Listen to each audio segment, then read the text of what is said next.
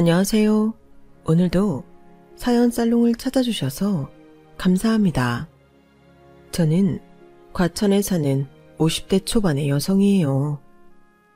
저는 딱 30에 결혼을 해서 남편과 3년 동안 말 그대로 오순도순 즐겁게 살다가 갑자기 남편이 가버린 바람에 거의 20여 년을 남편을 마음에 두고 그리워하며 살고 있어요.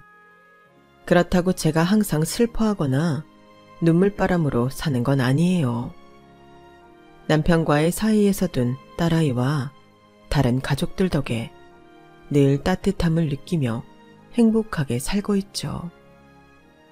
저에게 복이라면 가족 간의 불화가 거의 없다는 거 아닌가 싶어요. 남편 살아있을 때도 그랬고요. 하지만 중간에 잠깐 한 1년쯤 저에게도 사람 때문에 힘든 시절이 있었어요. 바로 신우의 남편 때문이었는데요. 정말 예전 이야기이긴 한데 이제는 이것도 추억이다 싶어 이렇게 사연을 보내게 됐네요. 그럼 지금부터 제가 겪었던 이야기를 본격적으로 해볼게요. 저희 부모님은 제가 어릴 적에 이혼을 하셨어요. 흔히 이혼을 하면 자식들은 엄마와 사는 경우가 많잖아요. 저는 반대로 아빠와 함께 살았어요. 정확히는 할머니, 할아버지도 같이요. 엄마와 할머니는 결혼할 때부터 사이가 나빴는데 나중에는 아빠와의 관계도 나빠져서 이혼을 하셨다고 해요. 할머니, 할아버지는 하나뿐인 손녀였던 저를 너무 예뻐하셔서 엄마가 절대 데려갈 수 없다고 소송도 불사하셨다네요. 결국 저는 아빠 밑에서 자랐는데 고등학생 때 아빠 사업이 어려워지면서 힘든 시간이 찾아왔어요. 스트레스를 심하게 받던 아빠는 어떻게든 회사를 다시 일으켜보려고 애를 쓰셨지만 어려움이 많았어요. 그러다가 제가 대학교 2학년이던 때에 갑자기 쓰러지셔서 영영 다시는 볼 수 없는 곳으로 떠나고 말았어요. 엄마는 해외로 건너가신 지 오래였기 때문에 연락처를 알 수 없어 장례식은 저 혼자 쓸쓸히 치러야 했어요. 저를 아껴주시던 할머니, 할아버지도 돌아가셔서 저는 졸지에 혼자가 되었죠. 온갖 알바를 다 해가며 대학을 졸업하고 회사에 들어간 저는 거기서 남편을 만나게 됐어요. 같은 회사에 있었던 건 아니고 남편은 변호사였는데 저희 광고회사와 같은 건물에 있었거든요. 아주 친절하고 예의 바르던 남편은 계속 마주치는 사람들과 늘 인사를 했어요. 저는 그렇게까지 인사성이 좋지 않았는데 얼떨결에 인사를 하게 됐고요. 변호사 사무실이 있는 층에 내리길래 그런가 보다 했는데 그 후로도 꽤 자주 마주쳤어요. 처음에는 변호사에 대한 선입견이 있어서 겉으로만 친절한 척하는 거라고 생각했거든요. 그런데 언젠가 회사에서 꽤 떨어진 골목길에서 남편이 폐지 줍는 할머니를 도와 리어카를 끌어주는 걸 보고 꽤 감동받았네요.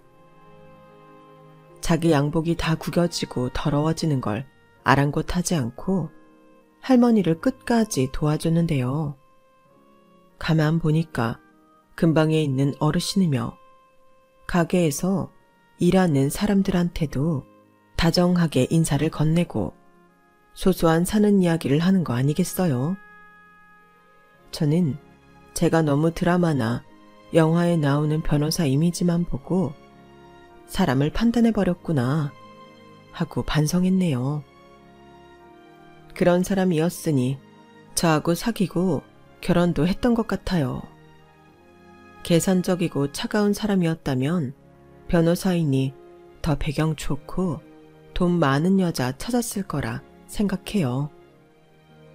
아무튼 저희는 서로에게 인간적으로 끌렸고 3년 정도 사귀었어요.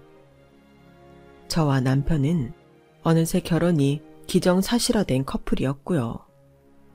그러던 어느 날 남편은 저한테 자기 여동생을 소개시켜줬어요. 고등학생인 여동생은 남편하고 10살이나 차이가 났어요. 시부모님이 남편을 낳은 후 한 명을 더 원했는데 아이가 계속 안 생겼었다고 하더라고요. 저에게는 둘도 없는 신우이니 이제부터 신우라고 부를게요. 신우는 집안의 사랑을 듬뿍 받고 자란 정말 귀한 딸이었는데요. 사랑받아 티없고 밝긴 했어도 무례하거나 이기적이지 않았어요. 처음 보는 저한테도 어찌나 살갑고 편하게 대하든지 첫 만남부터 정이 확 가더라고요. 자, 소연아, 네가 그렇게 보고 싶어 하던 네 새언니 될 사람이다. 윤주야, 내 동생 소연이. 소연씨, 반가워요. 얘기 많이 들었는데 정말 듣던 대로 너무 예쁘고 귀엽네요. 좋게 봐주셔서 감사합니다. 언니야말로 정말 청순하세요. 왜 오빠가 좋아하는지 알겠어요. 신우는 저를 정말 잘 따랐는데 어릴 적 어머니가 돌아가셔서 나이 많은 여자만 보면 그렇게 정을 주고는 했다더군요. 저는 그런 신우가 안쓰럽고 너무 귀여워서 더 잘해주고 싶었어요. 결혼 전부터 저와 신우는 나이를 뛰어넘어 정말 절친이 되어버렸죠. 결혼식을 올리고 신혼여행 가는 길에 남편은 저에게 이렇게 말했어요. 윤주야, 정말 고마워. 소연이하고도 잘 지내줘서 너무 고맙고 네가 이렇게 나이 어린 동생 있고 홀시아버지 모셔야 되는 집이라고 나를 싫어하게 되면 어쩌나 걱정도 많이 했었거든. 근데 윤주 네가 소연이도 그렇고 아버지한테도 너무 잘해줘서 정말 기쁘고 좋다. 내가 너한테 정말 잘할게. 고맙다고 해야 할 사람은 나지. 경민 오빠도 아버님도 아가씨도 다 나 고 하나 다름없는데도 집안 같은 거 하나 안 따지고 온전히 나 하나만 봐줬잖아.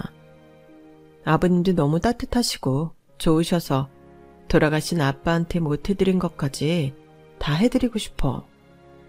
나도 오빠한테 더 잘할게. 앞으로도 잘 부탁해. 그렇게 결혼을 하고 저는 한창 뒷바라지가 필요한 신우를 위해서 시댁에서 함께 살기로 했어요. 물론 이 결정은 제가 했고요. 남편은 저한테 미안해서 안 그래도 된다고 했지만 제가 그러고 싶었어요. 처음에는 회사 다니면서 집안일을 하려니 혼자 살 때와는 확실히 규모도 다르고 일할 것도 많아 결국 회사를 그만두었어요. 그럼에도 저는 제 경력 같은 거 하나도 아깝지 않았어요. 그동안 따뜻한 가족이 그리웠었는지 시아버지가 있고 신우가 있고 남편하고 그렇게 넷이 복닥거리고 사는 게 너무 좋더라고요. 그들을 위해 제가 할 수 있는 일이 있어 행복했고요. 하지만 그런 행복은 너무나도 짧기만 했어요. 남편과 3년을 그렇게 살며 앞으로 더 행복할 일들만 남았다고 믿었건만 남편은 어느 날 갑자기 위암 말기 판정을 받았고 3개월 정도 투병 생활을 하고는 허망하게 떠나버렸어요. 엄마는 돌아가신 건 아니지만 일찍 헤어졌고 아빠도 보내드려 봤으니 이런 이별이 힘들지 않을 줄 알았는데 아니더군요. 사랑하는 사람과의 이별은 언제나 힘들었어요. 실은 남편을 떠나보낸 게 제 인생에서 가장 괴롭더라고요. 그때 저는 겨우 33이었고 신우는 막 대학에 들어갔을 때였어요. 우리 아이는 2살밖에 되지 않아 아무것도 모를 나이였고요. 시아버지는 제 손을 잡고 눈물을 흘리셨어요. 미안하다. 우리 경민이가 너무 빨리 가버려서 너를 힘들게 하는구나. 너 아직 앞날도 창창하고 서아도 어리잖니? 그러니 너 얼마든지 새 출발할 수 있어. 우리 신경 쓰지 말고 네 살 길 찾아서 가라. 너 잘못하면 평생 고생한다. 내 말 들어. 아버님, 저는 아버님하고 아가씨하고 같이 있고 싶어요. 오빠 가버렸다고 제가 획 떠나면 저 나중에 저 세상 가서 오빠 얼굴 못 봐요. 아버님하고 아가씨가 저한테 어떻게 해주셨는데 저 혼자 편하자고 떠나겠어요. 그리고 저 힘들지 않을 거예요. 아버님하고 아가씨 떠나는 게 더 싫고요. 제가 힘 닿는 데까지 해볼게요. 오빠가 남겨준 재산도 있고 저 할 수 있는 만큼 잘 해볼게요. 걱정 마세요, 아버님. 공무원으로 정년퇴직을 하셨던 시아버지는 그날로 당신이 근무하셨던 기관의 시니어 클럽에 연락을 해서 일주일에 3번 보조 업무를 하기로 하셨어요. 신우이는 대학 들어가자마자 휴학을 하고 일을 하겠다길래 그거 말리느라 진땀을 뺐네요. 대신에 과외 알바를 하는 걸로 합의를 봤어요. 저는 전에 있던 회사 팀장님의 도움으로 어느 케이블 TV에서 프로그램 구성을 맡아 꾸준히 돈을 벌 수 있게 됐어요. 그렇게 온 가족이 열심히 살아서인지 생활은 나름 굴러갔어요. 저는 녹화가 늦게 끝나도 집에 돌아오면 뭐 하나라도 가족들이 좋아할 만한 걸 직접 만들어 놓곤 했어요. 신우도 시아버지도 제가 만든 음식을 너무 좋아했고 특히나 신우는 저를 엄마처럼 의지하는 데가 있어서 그런지 제 음식에서 엄마 느낌을 찾는 것 같더라고요. 그런 걸 아니 저는 한 가지라도 더 챙겨주고 싶었어요.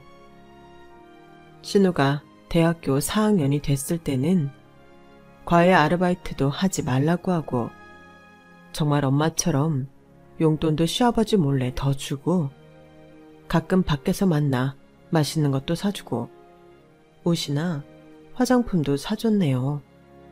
신우는 그런 저에게 진심으로 고마워했고 그건 시아버지도 마찬가지였어요. 제가 신우한테 잘하는 걸 눈치채시고 일부러 저한테서 용돈도 안 받으실 정도였거든요. 남편이 갔어도 저희 가족은 모두 서로를 위하며 돈독하게 지냈어요. 딸아이도 건강하게 잘 커갔고 신우는 공인회계사 자격증을 따서 꽤 큰 회계사무소에 들어가게 됐고요. 그렇게 어엿한 사회인이 된 신우는 이제 저더러 더 이상 일하지 말라며 기어이 저를 집에 들어 앉히더니 가장 노릇을 하더라고요. 그렇게 신우가 4년 정도 일만 하자 저와 시아버지는 슬슬 신우가 결혼 생각이 없는 건가 걱정이 됐어요. 남자친구 사귀는 기미도 없었고 누구를 따로 소개하지도 않았었거든요. 대학 때까지는 그래도 좀 만나는 남자가 2명 정도 있었는데 이제는 아예 그런 것도 없는 것 같아서 좀 그렇더라고요. 저와 시아버지가 신우 선이라도 보게 해야겠다며 걱정하던 즈음에 저는 뜻밖의 만남을 갖게 됐어요. 바로 어릴 때 헤어졌던 엄마를 만나게 된 거였는데요. 해외에서 사업을 하며 오랫동안 살던 엄마는 노년이 되어 한국에 돌아와서 서울 요지의 건물들을 사고는 그 다음에 한 일이 저를 찾는 거였다더군요. 엄마가 할아버지, 할머니 때문에 저를 데려갈 수도 없었고 아빠와도 사이가 나빠져 헤어졌다는 건 알고 있었지만 어쩐지 제 마음속에는 엄마에 대한 원망이 있더라고요. 그래서인지 엄마와 만나고 싶지 않았고 괜히 심술 부리고 싶었죠. 그런 저와 저희 엄마 사이를 연결해 준 건 다름 아닌 신우였어요. 언니도 어머니가 왜 그러셨는지 다 알잖아요. 언니 섭섭함도 이해하는데 어머니 그동안 언니 얼마나 보고 싶으셨겠어요. 나이도 많으신데 언니가 풀어요. 저한테는 이렇게 말하고 엄마한테도 제가 얼마나 외로웠는지 이해해야 한다고 했다는 거였어요. 저는 신우가 고마워서라도 엄마를 만나야겠다 마음먹었고 대신에 신우한테 약속을 받아냈죠. 알았죠, 아가씨? 좋은 사람 생기면 꼭 결혼할 마음 갖기에요. 강요는 안 할게요. 인연이라는 게 억지로 생기는 거 아니니까요. 그렇게 해서 저와 아가씨는 약속을 했고 저도 엄마를 만났어요. 엄마와는 오랜 세월 회포도 풀었고 이제는 가끔씩 만나기로 했어요. 당시 저는 집에만 있기가 답답해서 동네 친한 아줌마가 운영하는 식당에 가서 아르바이트처럼 일을 했어요. 집에서 다들 말렸지만 뭐라도 해야지. 몸이 근질거려서 안 되겠더라고요. 그렇게 제가 쓸 용돈도 쏠쏠하게 벌고 재미있게 일을 했죠. 그리고 몇 달쯤 지났는데 갑자기 신우가 결혼할 사람이 생겼다며 남자를 데려온다는 거였어요. 저를 비롯해서 식구들이 전부 말 그대로 뛸 듯이 기뻐하며 남자를 맞이했어요. 알고 보니 남자는 신우의 고등학교 10년 선배인데 대학 때 고등학교 동문회에서 봤을 때부터 반했었대요. 신우가 받아주지 않아서 실망이 컸었는데 얼마 전 우연히 신우를 다시 만나서 엄청 들이댔다고 자기 입으로 말을 하더라고요. 남자는 이제 전공의 과정을 마치고 정형외과 전문의가 된 사람이었어요. 제가 원래 소연이를 찍었었거든요. 그런데 제 마음 한 번도 안 받아줬는데 이렇게 커서 다시 만난 걸 보니 이건 뭐 빼박이다 싶더라고요. 넘어올 때까지 찍어보자 했죠. 어째 말하는 게 저렴하고 사람이 가벼워 보였지만 신우가 좋다는 사람이니 저희 가족도 다 반가워했어요. 나중에 신우한테 물어보니 이렇게 말하더군요. 계속 나 좋다고 따라다니니까 다시 나한테 이렇게 해줄 사람 만날 수 있을까 싶더라고요. 그래서 결혼하자고 하길래 그러자고 했어요. 이게 맞나 모르겠지만요. 그때 신우한테 조금이라도 마음에 걸리는 게 있으면 다시 생각해 보라고 했어야 했는데 그러지 않았던 게 얼마나 후회되는지 모르겠네요.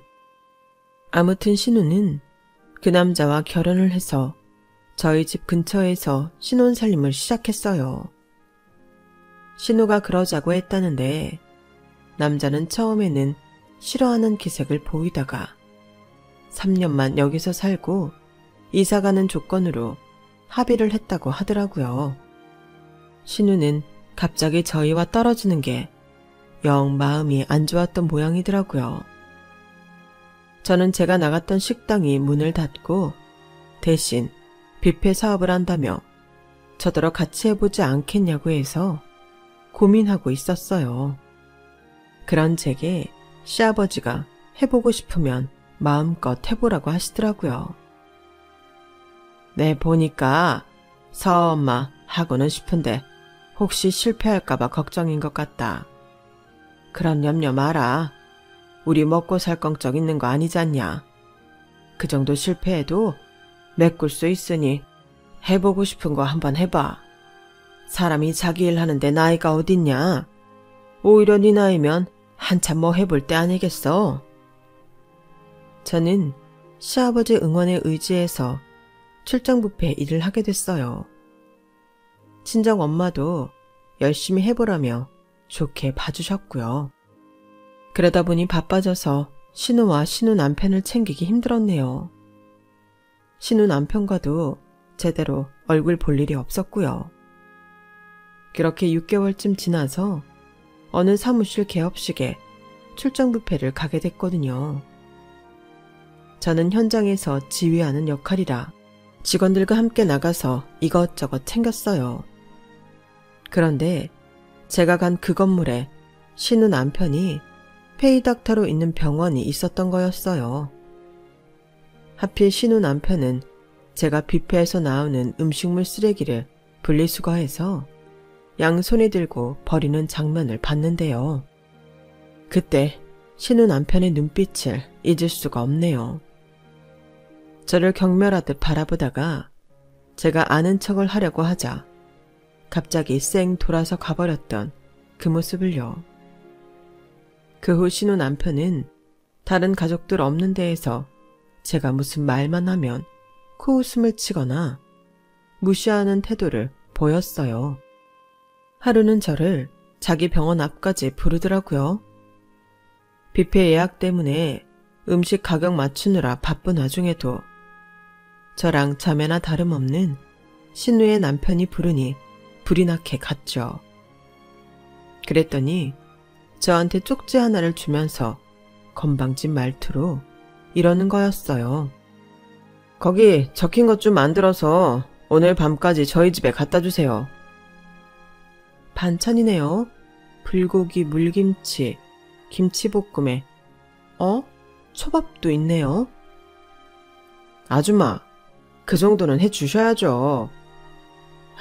내가 소연이 때문에 그 동네 살기는 하는데 솔직히 나는 우리 집 가까운 데서 우리 엄마 밥 얻어먹으며 살고 싶었거든요. 하도 소연이가 자기네 집 근처에 살자고 해서 어쩔 수 없이 그러기로 했는데 그러면 내가 처가 가까운 데 사는 보람은 느끼게 해주셔야 되지 않겠어요? 그거 다 오늘 밤까지 부탁해요. 내가 밤 9시에 들어가니까 그때 초밥 먹을 수 있게 그 전에 해다 놓으세요. 거의 명령조로 말을 하고는 제 이야기는 들어보지도 않고 건물로 쑥 들어가는데 민망하기도 하고 마음이 참 이상하더라고요. 그걸 시작으로 신우 남편은 저를 이리저리 부려먹었어요.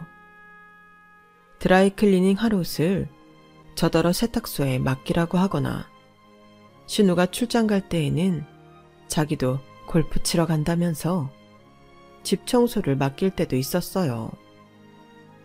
저한테 대하는 태도는 아주 불량했지만 신우한테만 잘한다면 괜찮다는 마음으로 묵묵히 다 줬죠. 그런데 한 번은 저한테 반찬을 간 걸로 굉장히 면박을 주더라고요. 신우가 일 때문에 대기업 파견 나가 있을 때라 집에 못 들어오던 때였는데 그때 정말 저한테 시건방을 떨었어요. 이봐요 아줌마, 내가 멸치볶음에 아몬드 아끼지 말고 넣으라고 했죠. 그리고 이거 뭐야? 갈비찜이 왜 이렇게 질겨? 그리고 저번에 내가 맡기라고 했던 니트 세탁소에 안 맡겼던데 뭐 벌써 치매 와요? 왜 사람 말을 띄엄띄엄 듣지? 서방님, 나도 말했는데 니트 그건 세탁소에 안 맡겨도 되는 거니까 쉬는 날 집에서 살살 빨면 되겠다고 했잖아요. 그리고 갈비찜이 이것도 질기다고 하면 안 되죠. 뼈가 쏙쏙 빠지는데 이걸 질기다고 하는 건 억지예요. 멸치볶음도 그래요. 나는 아몬드 많이 넣는다고 넣은 거고 모든 음식에는 조합이라는 게 있는 건데 무조건 한 가지만 많이 넣으면 균형을 해치지 않겠어요? 그러니까 자꾸 쓸데없는 트집 부리지 마요. 참네, 웃기고 있네. 허드렛 일 하는 주제에 무슨 균형이니 조합이니 아는 척은. 그리고 빨래 내가 왜 빨래를 하나? 정 세탁소 갖다 주기 싫으면 아줌마가 해요. 왜 세탁소 가고 아몬드 팍팍 넣고 갈비찜 부드럽게 하려면 돈 더 들어가니까 못하나? 하긴 뭐 고급진 걸 해봤어야 알지. 말 좀 조심하지 그래. 서방님은 나한테 아줌마가 아니고 아주머니라고 불러야 맞는 거지. 안 그래? 그리고 허드렛 일이라니. 내가 무슨 허드렛 일을 한다고 그래? 어쭈? 이제 막 반말하네? 소연이 없다고 본색 드러내나? 나 그쪽이 쓰레기 치우고 음식 만드느라 땀 뻘뻘 흘리는 거 다 봤는데 어디서 아직도 무슨 사업하는 사람 행세하려고 그래. 그리고 나한테 호칭을 놓네. 그럴 거면 그쪽도 나보고 의사 선생님이라고 불러요. 나는 댁 같은 사람한테 서방님이라고 불리는 거 아주 쪽팔리고 싫거든. 지금 말 다 했어요? 뭐? 쪽팔려? 제가 너무 화가 나서 목소리를 높였는데 마침 그때 시아버지가 신우 집에 들어왔다가 이 광경을 보게 됐어요. 시아버지는 현관에서 신우 남편이 하는 말을 다 들었나 보더라고요. 이봐 김서방, 자네 지금 우리 며느리한테 뭐라고 했나? 아무리 자네가 의사라고 해도 자네보다 집안 윗사람 아닌가? 그런데 어떻게 그런 말을 할 수 있어? 아, 장인어른, 죄송합니다. 저도 그러려고 한 건 아닌데 아주머니께서 음식 해다 주시는 걸로 너무 생색내시고 저한테 하도 잔소리를 하셔서요. 제가 바쁘고 고된 거 장인어른도 아시죠? 저는 도저히 시간을 내서 청소나 빨래를 할 수 없는데 저보고 너무 이래라 저래라 하시니 제가 좀 발끈했네요. 저는 너무 어이가 없어서 헛웃음만 나왔지만 일단 눈 질끈 감고 참았어요. 시아버지가 괜히 걱정하실 것 같았거든요. 근데 그때 차라리 그놈의 본성을 다 폭로하고 하루라도 빨리 신우와의 관계도 청산하게 하는 게 나을 뻔했다는 생각도 많이 드네요. 아무튼 저는 그때 아무 말 없이 나왔는데 나중에 시아버지가 그 일에 대해 신우한테 얘기했나 보더라고요. 신우는 그 일로 남편과 크게 싸웠고 저한테 다시는 함부로 하지 말라며 단단히 약속을 받아냈다고 하더라고요. 저와 신우 남편은 대면대면 지냈지만 그래도 신우 남편이 신우 있는 데에서는 저한테 공손한 척이라도 하는 걸 보고 그나마 신우를 좋아하긴 하나보다 라고 생각했어요. 그러다가 몇 달 후 신우 남편이 자기 병원을 개원하게 됐는데요. 신우 남편이 병원을 낸 건물이 바로 친정엄마 건물이었어요. 병원 자리를 알아보던 신우가 저한테 혹시 엄마 건물에 들어갈 수 있는지 알아봐 달라고 했고 제가 엄마를 신우한테 연결해줬거든요. 일이 잘 됐는지 거기에서 개원을 한다더라고요. 그런데 신우가 개원 파티를 병원에서 한다며 저한테 출장 뷔페를 부탁했는데요. 공교롭게도 딱 그 시기에 신우는 외국 출장을 가게 돼서 참석을 할 수 없었어요. 그래도 개원 파티니까 신우 남편이 저한테 함부로 할 일은 없겠다 하고 별 걱정 안 하며 준비를 했죠. 신우 남편 파티니까 더 신경 써서 음식도 만들었고요.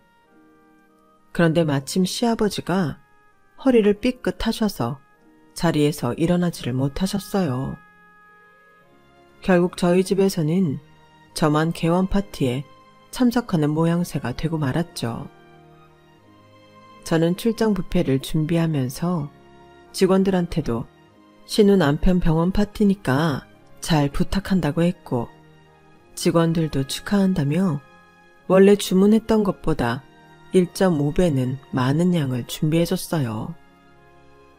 그렇게 개원 파티를 준비해서 1시간 먼저 도착해 직원들하고 함께 열심히 세팅을 했죠. 눈치채신 분들도 계시겠지만 저는 관리하는 입장이라고 손 놓고 입으로만 이래라 저래라 하는 타입이 아니에요. 직접 함께 손에 양념 묻히고 설거지해가며 일하는 스타일이죠.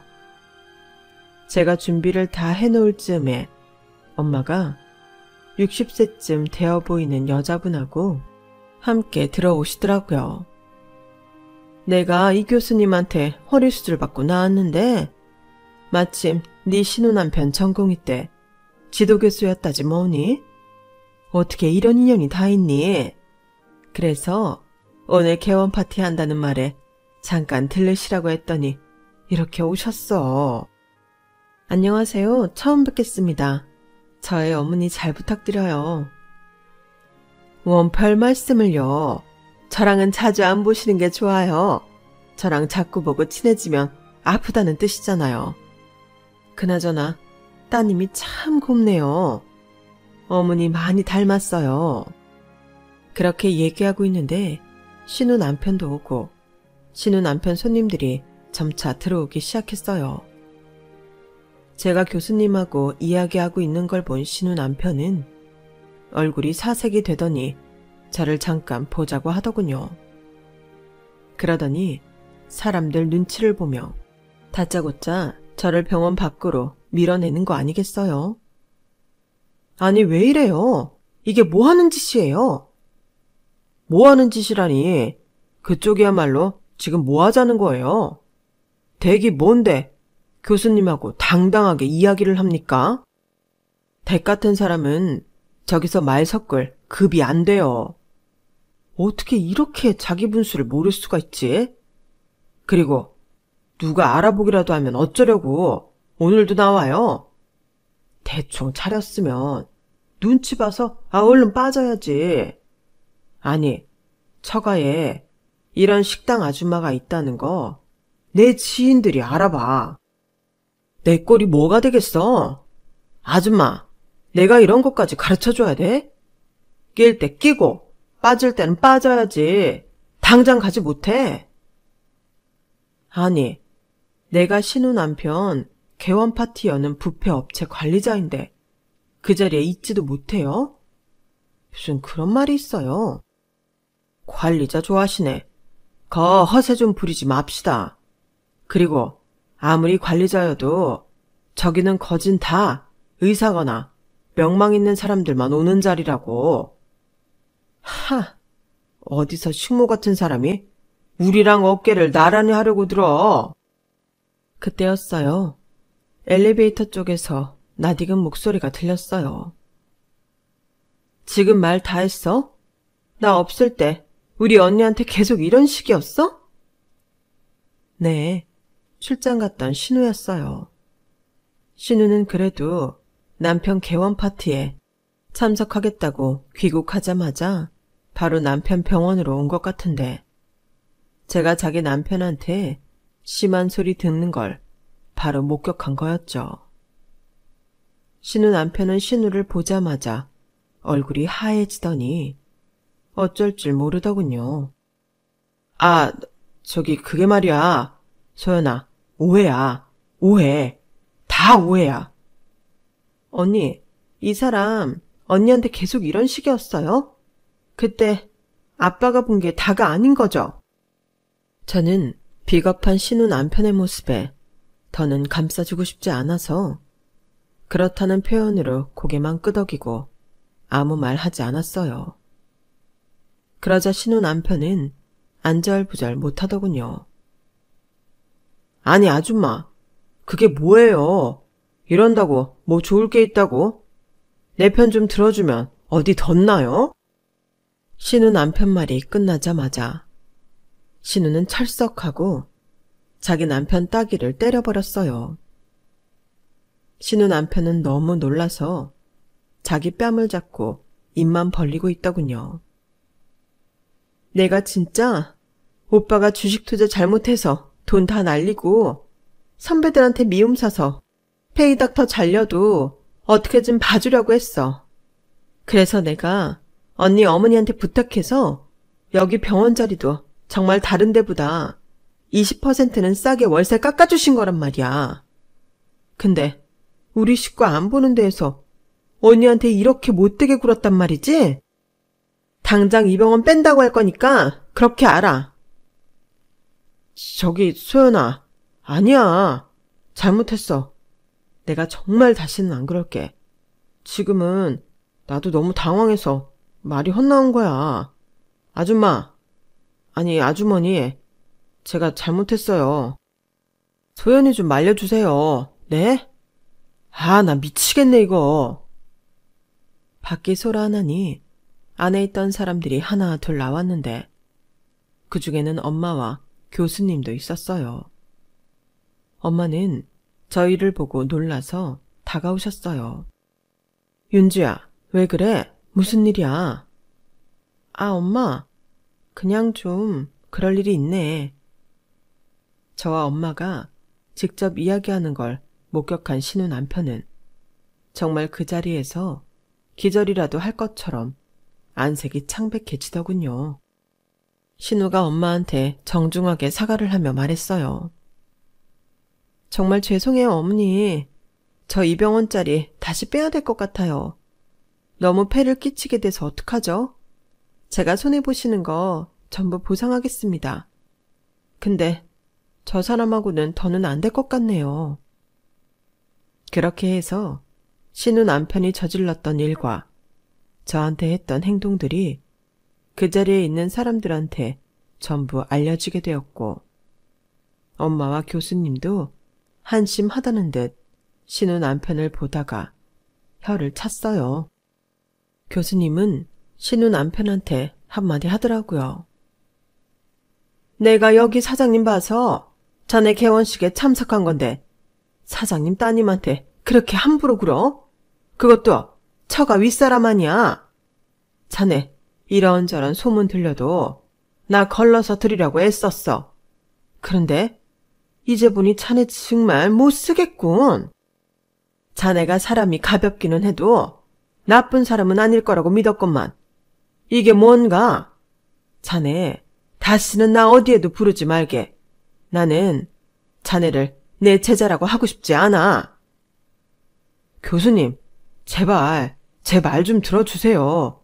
그게 아니라 제 처가 윗사람이 이런 하찮은 일을 한다는 게 부끄러워서 그랬을 뿐이지 나쁜 뜻은 없었어요. 그 말에 엄마가 신우 남편 멱살을 확 잡았다가 겨우 참으며 놓으셨어요. 뭐가 어째? 하찮은 일? 어떻게 사람이 그래? 그런 식으로 사람 차별하나? 의사들은 다 그런가? 그런가요, 교수님? 우리 딸이 하는 뷔페 사업이 하찮아요? 아닙니다. 그럴 리가요. 관리직이면서 이렇게 손수 솔선수범하는데 어떻게 하찮겠어요? 제가 정말 죄송합니다. 일이 점점 커지자 사람들은 신우 남편에게 곱지 않은 눈초리를 보냈고 자기들끼리 뭐라 쑥덕거리더라고요. 결국 신우가 사람들에게 정중히 사과하며 돌려보냈어요.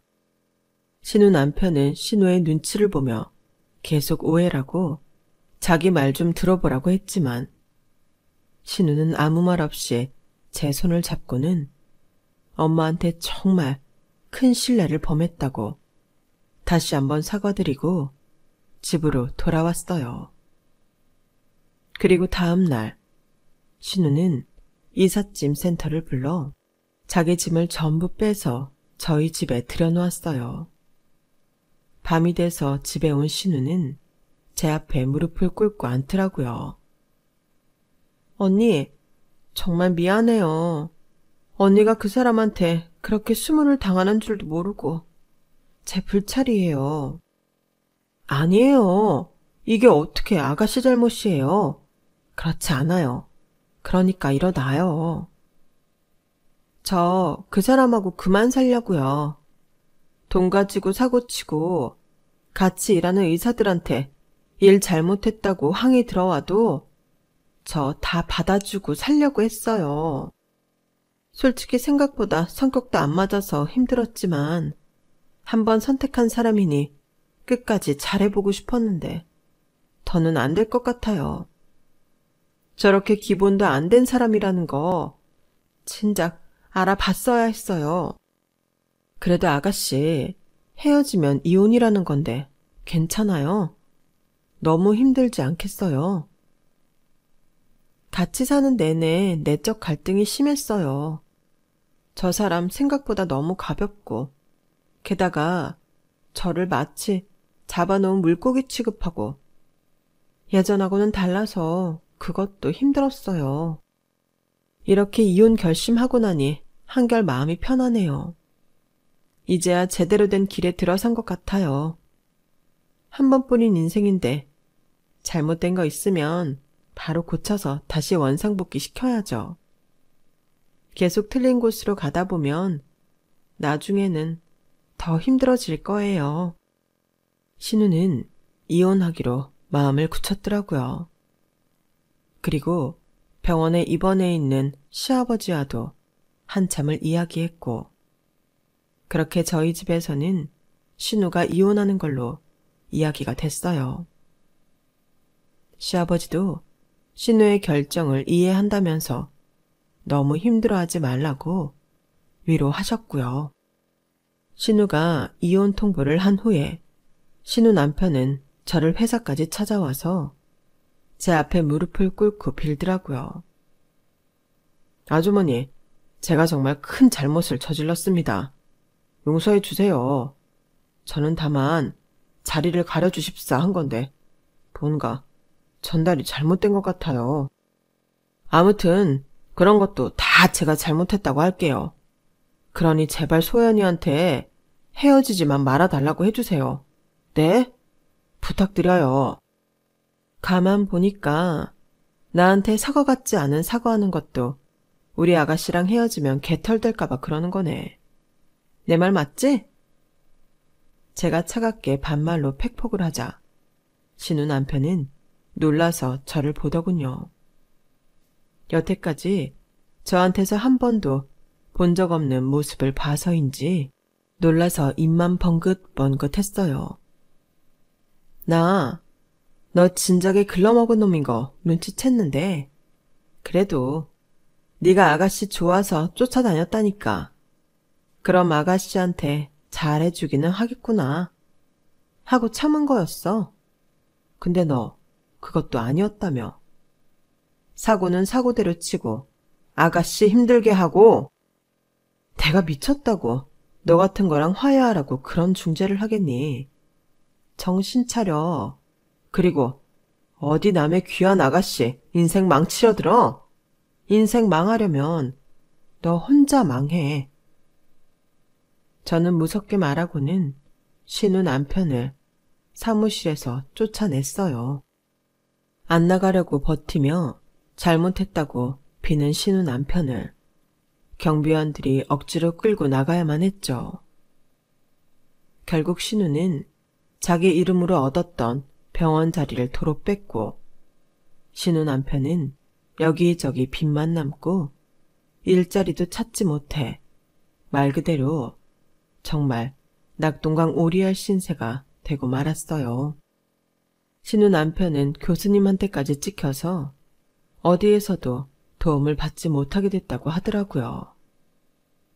결국 신우 남편은 신우에게 이혼당하고 월급 의사자리도 찾지 못해 전전긍긍하다가 지방 어디 소도시에 빚을 얻어 집을 구해 작은 병원에 들어갔다고 하네요. 그래도 의사인데 굶기야 하겠어요. 어떻게든 빚도 갚고 자기 생활 꾸려나가겠죠. 저는 그딴 인간보다는 그 인간 때문에 이혼하게 된 아가씨가 가여워서 견딜 수 없었는데요. 아가씨는 오히려 그 이후로 사람이 더 밝아지고 일도 더 열심히 해서 전보다 더 잘 나가는 사람이 되더라고요.